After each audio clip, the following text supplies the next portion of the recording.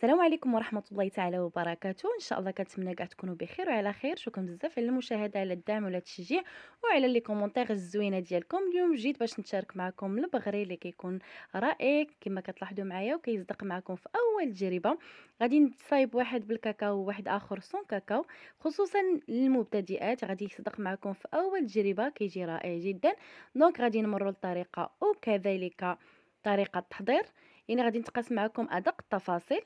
دونك غادي نمروا للمقادير. بالنسبه هنايا عندي 4 ديال الكؤوس ديال الماء الدافئ، زلافه ديال الدقيق فينو، ما كنستعملش انا السميده. بالنسبه للزلافه ما يعادل 3 ديال الكؤوس ديال العنبه، 2 كؤوس ديال العنبه ديال الدقيق الممتاز، خماره حمراء. هنايا عندي ملعقه ونص كبيره ديال الخميره فوريه، معلقه صغيره ديال سنيده ومعلقه صغيره ديال الملح. وغادي نحتاجو بالنسبه للعجينه الثانيه 2 معالق كبار ديال الكاكاو.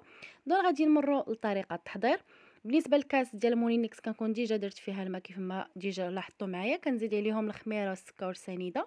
هنا غادي نزيد داك الدقيق ديال الفينو، غنزيدو الدقيق وغادي نزيدو الخميره الكيماويه او البيكين باودر. دونك غادي ندير المقادير كامله بلا هذا، بلا الكاكاو، حيت غادي نقسموه على جوج، واحد غنخليوه بيض والاخر غادي نديروا ليه الكاكاو المر.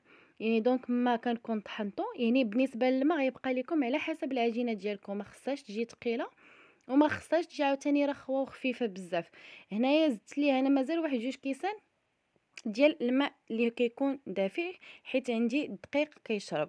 دونك كيف ما كتلاحظوا معايا كنقسم العجينه ديالي على جوج، وحده غنحطها ابار غادي نغطيها بالسلوفان وكنخليها تخمر، والاخرى غادي نزيد عليها 2 معالق كبار ديال الكاكاو.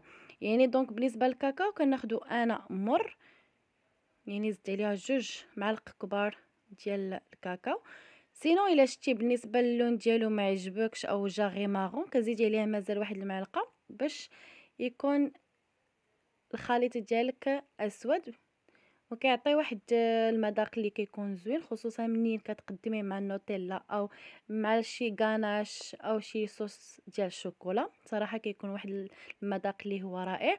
بالنسبه هاد العجينه ديال الكاكاو ممكن انكم تزيدوا في هذا في العجينه ديالو ساشيه ديال الفاني. دونك كنخليه تقريبا واحد 15 دقيقه، يعني منين كيختمر كيكون على هاد القوام وعلى هاد الشكل كيف ما كتلاحظوا معايا.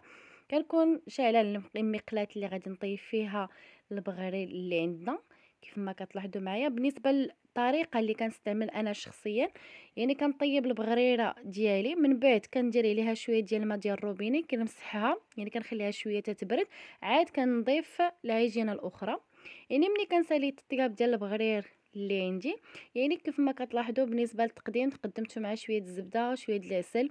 وبالنسبه للعجينه ديال الكاكاو مع النوتيلا بصحه وراحه، كنتمنى يعجبكم ان شاء الله. وان شاء الله غادي ينال الاعجاب ديال الوليدات ديالكم، ممكن ديروها للكوتي ديالكم، فبصحه وراحه مع وصفه جديده ان شاء الله. ما تنسونيش بلي لايكات ديالكم كذلك بتشجيعاتكم.